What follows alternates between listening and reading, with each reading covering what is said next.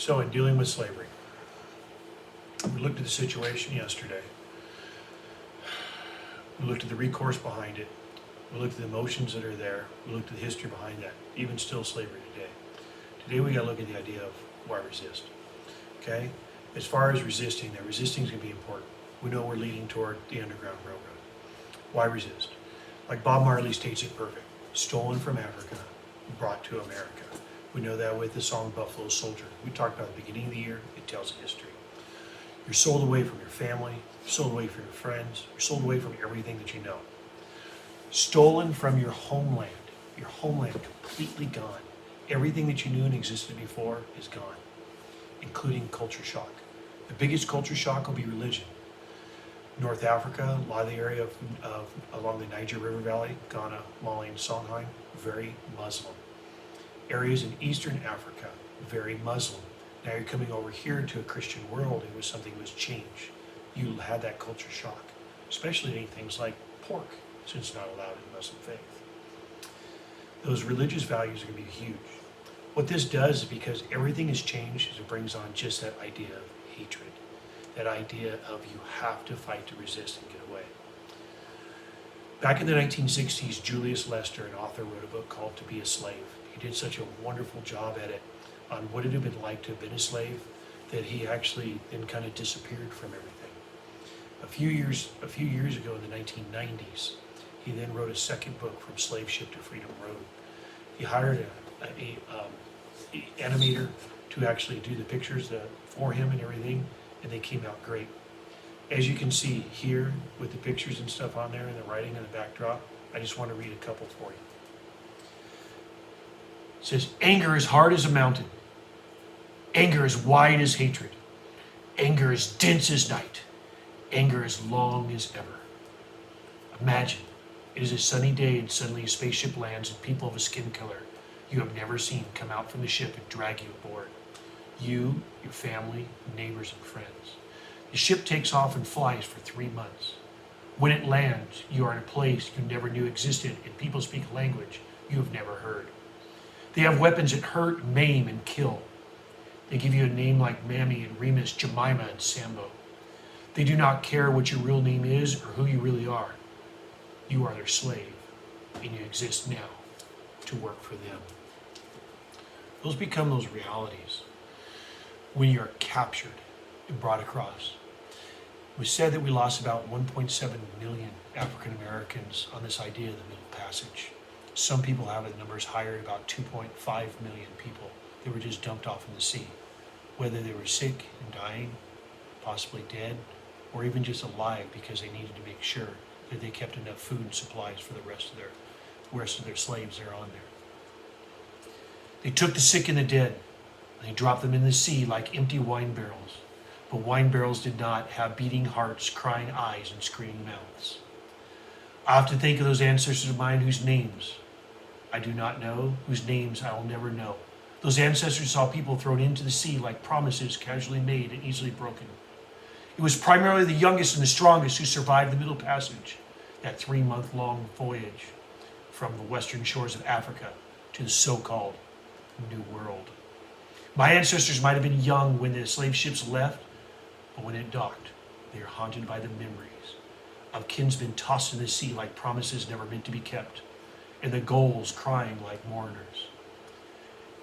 They could still hear the wind wailing at the sight of black bodies bobbing in the blue water, like bottles carrying notes that nobody would ever know. So many Africans were thrown into the sea. Sharks swam alongside ships, waiting for the inevitable bodies. From approximately 1518 to 1865, ships from Great Britain, Holland, Portugal, France, and the United States brought Africans to the New World to work for no money. Millions were taken. No one knows how many millions died, except for the sharks. And on that ship, especially with tight packing, you can see head to toe, chained legs, chained neck, chained arms. Side by side they lay, coffin straight, coffin narrow, coffin black. Side by side they lay, alive, oh so alive. A voice. The darkness was blacker than any night. Where was my father, my mother? Did they know where I was? Why didn't they come and get me? Did they ever know what happened to me? A second voice. Our bodies did what they did where we lay. Urine and excrement fell from me above and mine onto those below. The smell was thick with hatred. A third voice. I was shackled by my wrists and ankles to a man on my right and one on my left. I could not stand. I could not turn over. I will never understand what I did to deserve this. This becomes that reality. That reality of being absolutely 100% controlled. So now it comes down to being here in the United States. How do you resist? Where do you run? Who's there to help? Even worse, laws came out like the Fugitive Slave Act that made it if a slave is caught somewhere that they are automatically returned. Fugitive Slave Act of 1850 took one step further and said anybody who helps a runaway slave will also be arrested or fined. You could die, and many millions did. Suicide, abortion, or infanticide, or even people dying of heartbreak. Yes, you can die of heartbreak. Depression breaks and kills. You can see this man here. He has no ability to run, nothing that he can do. If he runs, he's easy to find because of the chains and stuff that are on him.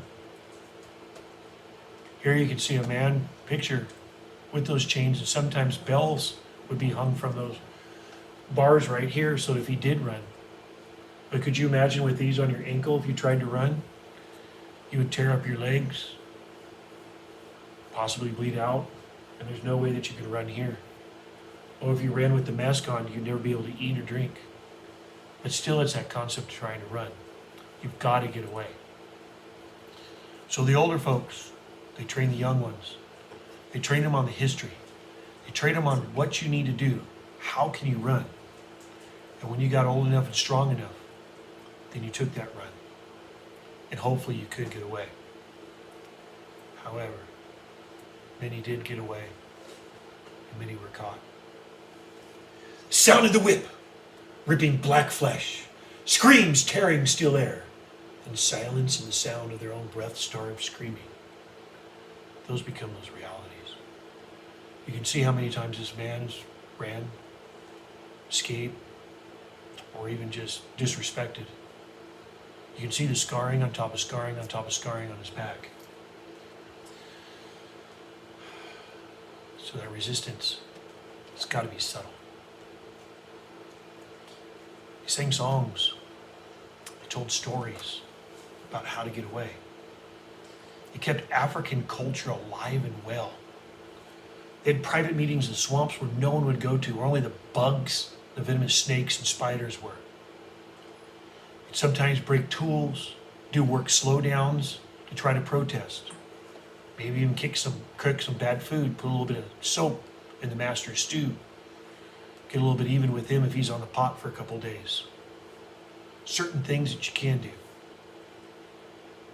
Even tried armed resistance. With that armed resistance, it didn't work. Best way to do that was small stories. It kept the heritage alive. Many slaves were not allowed to be married. So what they did things like ceremonies like jumping a broom. For a couple, that broom is something that everybody gets in their house to keep their house clean. Two people would hold hands together, jump the broom, and that meant that they were married. They did it secretly. They did it privately. And then that broom was hung over their mantle in their house. But at any point, you could be sold away from your family, you were sold away from your house, from your spouse. Slave songs, like here. Farewell, fellow servants. Oh, I'm going away to leave you. Oh, I'm going to leave to the old country. Oh, I sold off to Georgie. Oh, we look at these realities that are here, that at any point you could be sold away. So why not try the armed resistance? The armed resistance, Toussaint Louverture, one of the first rebellions by a slave in Haiti. It didn't work. 1791, they looked at the ideas of the French Revolution, thought of those ideas and thought of that reality, But that idea, reality of revolution, something only happened in France, not in Haiti. Toussaint Louverture will be killed, several will be sold away. People like Gabriel Prosner, basically in Richmond, Virginia, where slave population was 50 to 60% of the population, tried to stir up a slave rebellion, but it was caught. He and several others were executed, several were sold down south. Denmark Vesey tried the same, Charleston, South Carolina, population about 60 to 70%, slaved. He was found out, he and several others were executed.